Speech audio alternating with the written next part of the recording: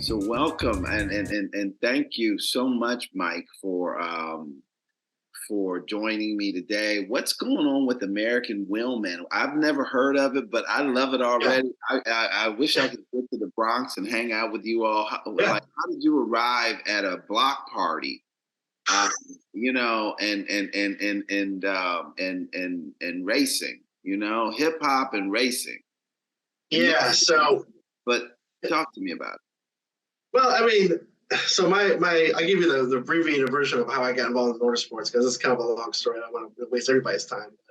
And I grew up as a sports car fan. My dad, was always into sports cars. British sports cars like MGs and Triumphs and Austin Healey. So I really appreciated those cars. Just the design, the beauty. None of them really ran any well. They didn't run. They didn't run well, but we was had them in the back of our minds. And an MG, actually a 61 MGA is how my dad met my mother.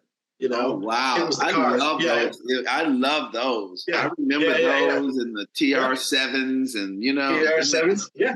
Oh yeah.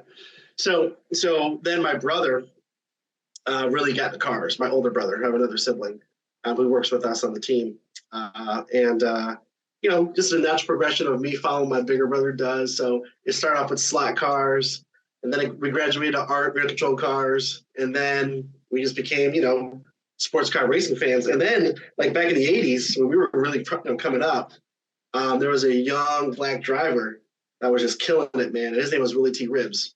oh So we yes, watched Willie.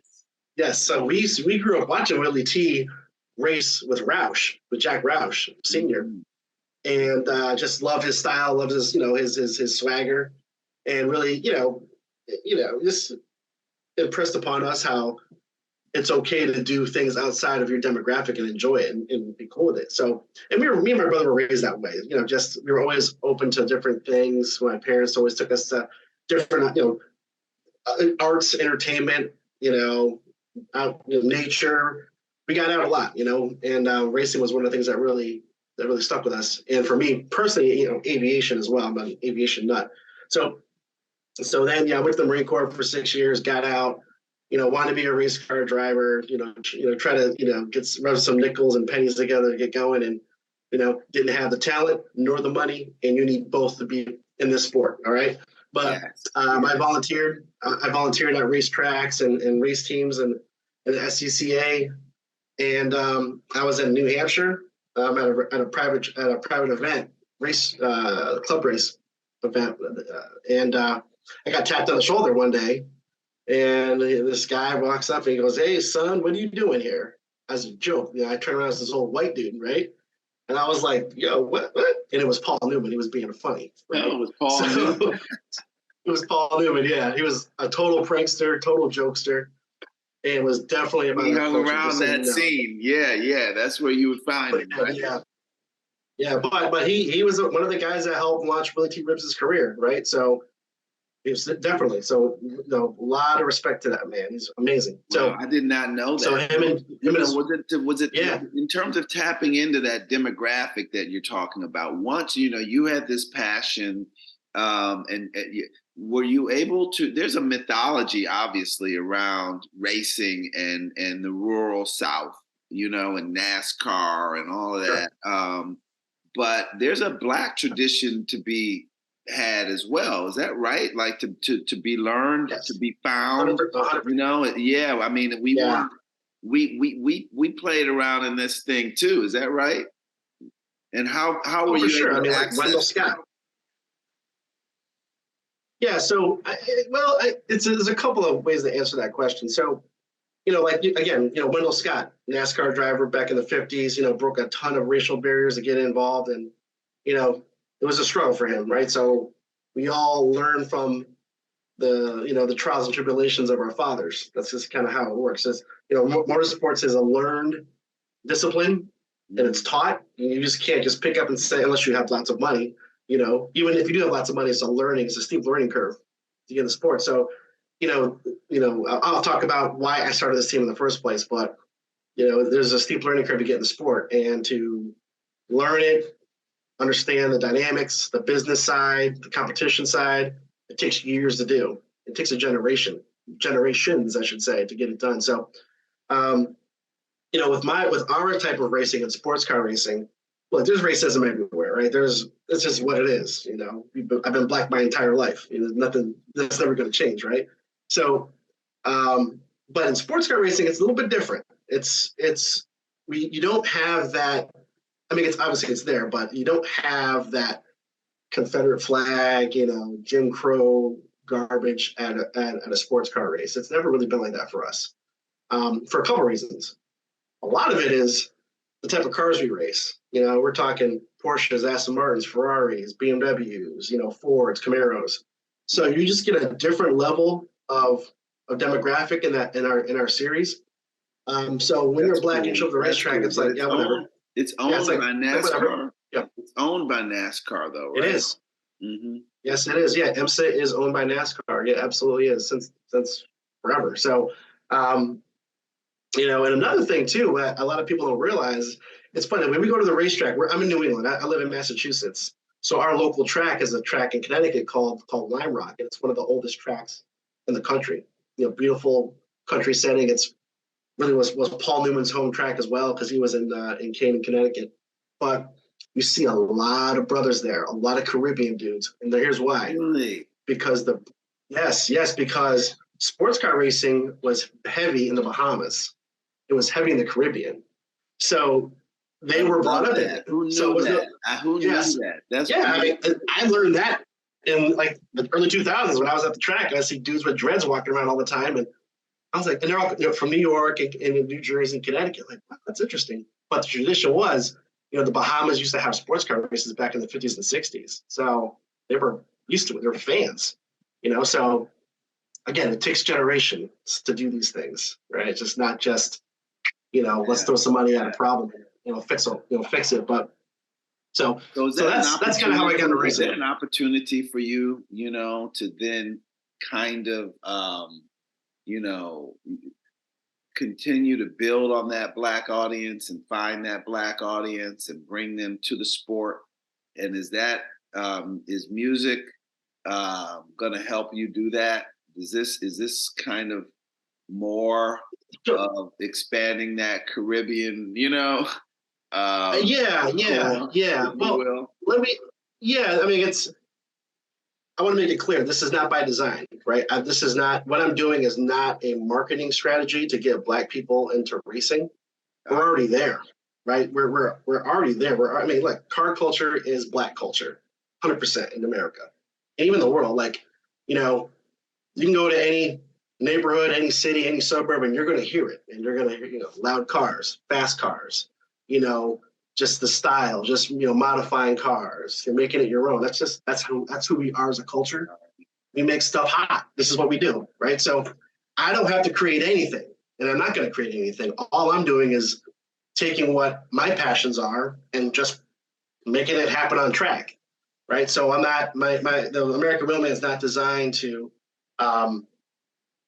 It's not designed to do anything except be who we are and do what we're going to do, which is race at a high level. So, because we are Black owned, it's because we're Black owned. If we have, Black owned, we got white drivers, we have brown drivers, we have brown crew, we have Black crew, we have Black engineers, and it's not because they're Black or brown, it's because they're really good at what they do. All right, there's the competition doesn't give a shit what color you are. What's that like? What's it like? I mean, is that I think about being an owner, a team owner. What's that culture? I've been exposed to it through other sports, and that is absolutely where the big boys play, and it's pretty exclusive, what's that racing? And I grew up in Detroit, by the way. Okay. So, okay. I know, I covered the car industry, but as an industry, but I know that they used to do a lot of R&D, through their teams that they would sponsor, the Ford and Chryslers and GMs, they were always involved in motorsports. So I know it's a big money community. It is. So, to answer your first question, as far as being a team owner, I'm not your typical team owner at all. Not just because of who I am. It's just, I take a different approach to it. For me, it's not about just the racing. I have my guys are extraordinarily good at what they do. I don't have to worry about that. So for me, it's more about the culture, right? So I'm not, you're not going to see me walking around with a blazer, smoking a cigar in the paddock. That's not me, right? This is not my style. So I don't know how to answer what it's like to be an owner. It's chaos. It's relationship building. It's a struggle, especially when you're doing it from scratch. But to answer your other question on the R&D side, yeah, we do a lot of, at our level, we're factory supported teams. So me and Jack Roush Jr., who's my partner and my driver in the car, you're from Detroit, you know the Roush name, I'm sure. Yeah, what a relationship to have. Yeah, oh, definitely. So yeah, there's lots of R&D that happens on track that legitimately transfers to consumer cars. Even weapon systems for DoD. There's stuff that we used to test and develop on race cars that have transferred to attack helicopters, for instance. So, yeah. Well, we can talk about the block party though, which sounds like it's going to be a lot of fun, and that your era of music is just kind of like you're just bringing a couple of passions together, as you say. Sure. It's not, right. It's not opportunistic. It's just Yeah. And how I got involved in that is an interesting one. So, I've always been a fan of KRS-One, since forever, since like '86, maybe even '85. I used to go see him play when he was here in Springfield. I saw him once in DC. Very, very, very much respect the man. All right. So through a mutual friend of ours, I met someone, and I met Karis's manager, a guy named Wes Powell, real good brother. And we just started talking about what we're into. And I told him about my racing program, and he was like, wow. And then I explained to him what I wanted to do to launch my 2023-2024 program, and that is to do an art car. And he loved the idea, and KRS loved the idea. Those guys really leaned in and are supporting this team. So, KRS is now the brand as a team ambassador for American Wheelman, which blows my mind. Right? Is that right? Yeah. Oh yeah, blows my mind. So you've spent some time around him by now, then, huh? Yeah. I mean, a little bit. It's been brief, but it's been good. Yeah. So, but I think what I love about this is, there's no marketing team that sits down and talks about like, hey, how are we going to do this? Like, what's gonna really resonate with people? We don't even have those conversations. We just do what we do, and here we are. And what's happening, on Centric Avenue on Saturday is, if I were to dream about how to launch my race team, this is it. Like, legitimately, this is how I would do it. So, great fortune to you. And at DETOUR, we love to tell stories that are kind of like just off the beaten track, and to find people who are moving the needle in the culture in ways that are unpredictable. I'm good. I'm glad to hear it. Yeah.